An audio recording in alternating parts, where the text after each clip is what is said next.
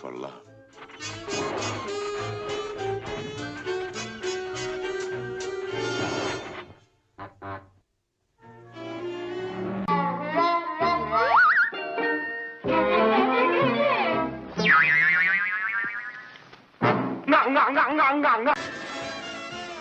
So what?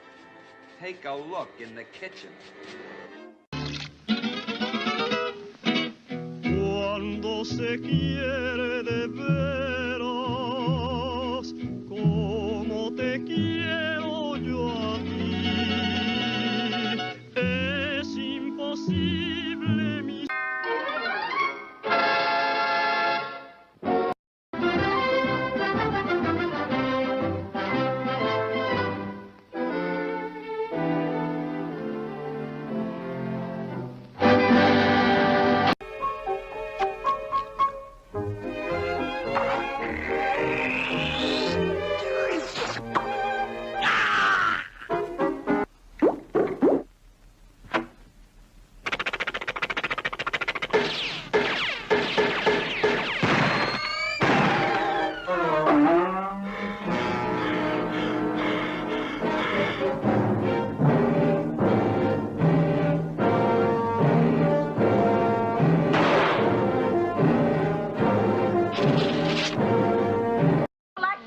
Catch my death of cold.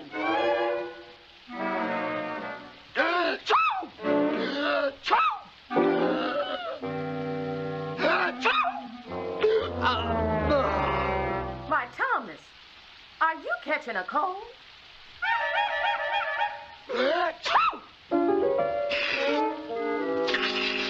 Right, you. Yes, sir. If you got a cold, you better curl up here by the fire. You're telling the truth about that cold, aren't you?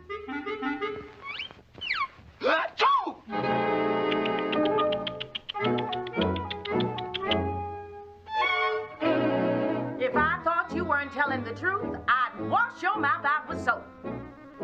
Well, good night.